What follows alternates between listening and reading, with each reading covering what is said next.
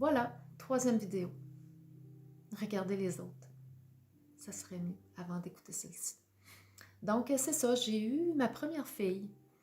Se regarder dans un miroir, c'est vraiment fatigant. C'est vraiment difficile. Et c'était le cas avec ma fille. Elle était pareille comme moi. Elle me reflétait mes peurs, mes problèmes. Donc, ça a été très, très difficile avec elle au début. Pas à cause d'elle, à cause de moi. Parce que moi, ça marchait pas en dedans. Donc, c'est ça, j'étais en conflit souvent avec. Elle me provoquait beaucoup parce que elle était mon reflet. Et puis, j'ai été violente. J'ai été violente avec elle. J'avais des images épouvantables dans ma tête de gestes que je voulais poser. J'ai jamais posé de gestes, mais verbalement, j'étais violente avec elle. J'en avais peur. Je me souviens quand, avant qu'elle arrive de l'école, souvent, je tremblais. Je tremblais. J'avais peur du moment qu'elle arriverait, tellement c'était difficile. C'est devenu tellement difficile qu'à un moment donné, Rémi était comme pris entre nous deux et puis ça ne pouvait pas continuer. Donc, j'ai été faire ma première thérapie. Ça a été merveilleux parce que j'ai sorti de là avec plus aucune violence. C'était parti. Mais, vous savez, je regardais tous les petits signes. Vous savez, quand on a de la violence à l'intérieur de soi, là, puis le moindre petite affaire de notre enfant nous ramène à ça. Là. Des fois, des petits gestes violents là, quand on est en ville avec eux autres. Eh bien, je les voyais tous, ces gestes-là. Puis je regardais les gens, puis je me disais, mon Dieu, va faire quelque chose. Je me disais à moi-même, pourquoi tu restes là-dedans? Okay, c'est ça. Donc, c'est ça. Moi, ça a été merveilleux. Ça a été une première belle étape. Donc, la preuve que chaque épreuve nous fait grandir, c'est incroyable. Donc, j'ai sorti de là avec plus de violence. Donc, j'ai continué comme ça, mais c'est sûr que mon mal de vivre était toujours là. Ça, c'était pas réglé. Donc, ça a été une première étape. Suite à ça, ma psychologue, elle m'avait dit, moi j'avais dit, j'en veux plus d'enfants, c'est trop difficile, j'en veux plus d'autres. Elle dit, tu vas voir, mais que tu sors d'ici, tu vas en vouloir d'autres.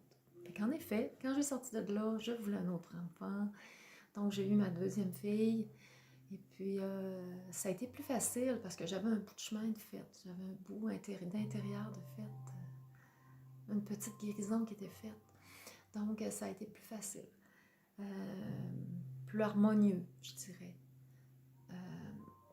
Donc, après ça, j'ai refait une grosse dépression. Là, ma plus grosse dépression. Entre-temps, on s'est acheté une ferme, on s'était établi sur une ferme. Et puis, comme tout le monde, on travaillait comme fou. Et puis, donc c'est ça. Elsa est venue au monde. Plusieurs années plus tard, j'ai fait une deuxième grosse dépression. Vraiment, là celle-là, c'était... moi, je chantais, c'était un point de non-retour. J'avais... vous savez, quand la journée... quand j'avais commencé à préparer mon suicide, j'avais tout planifié. Et puis, les enfants étaient autour de moi. Puis c'était le vide, j'avais même plus d'amour pour personne. J'avais plus ma place. C'était le vide complet à l'intérieur de moi. C'est une sensation qui est vraiment pas le fun. Donc, j'avais tout préparé et puis dans cette nuit, la nuit qui a suivi, j'ai revécu la journée du suicide à ma mère. Ma psychologue m'avait appris à écrire, donc j'ai tout écrit, tout ce qui sortait. À partir de ce moment-là, j'ai vécu mon deuil. Là, je l'ai pleuré. Et ce qui est sorti, c'est que toutes mes écritures étaient au présent. C'est que je m'étais culpabilisée du suicide de ma mère. J'avais pris ça sur mes épaules, que c'était de ma faute. Vous savez, c'est tellement important de ne... quel que soit ce qui arrive dans nos familles, de dire à nos enfants que c'est pas de leur faute. Parce que les enfants sont portés à se culpabiliser beaucoup de tout ce que leurs parents vivent. Que ce soit séparation, n'importe quoi. Donc là, c'est ça, c'était de ma faute si maman s'était suicidée. Donc, je me suis libérée de ça. Ben, je me suis libérée. Après, la première des choses, c'est que là, j'ai appelé ma psychologue, là, j'ai dit, ça y est, tu m'avais dit Dans la première thérapie, elle m'avait dit, il y a un gros morceau qui sort pas. Mais c'est probablement que ça serait trop pour vivre, t'es pas prêt à le vivre tout de suite. Donc là, j'ai dit à ma psychologue, la porte est ouverte, je sais, ça l'est le gros morceau qui n'était pas sorti. Donc je suis retournée en thérapie. Et moi, que j'ai toujours été une personne battante dans la vie, on a un problème, on le règle. On cherche une solution, on laisse pas traîner rien. J'ai toujours éduqué mes enfants comme ça.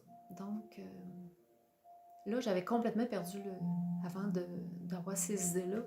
C'est sûr que il n'y avait plus rien qui existait de ça. Donc, le lendemain de cette nuit-là, j'avais retrouvé le goût de me battre. Donc, c'est ça, je suis retournée en thérapie.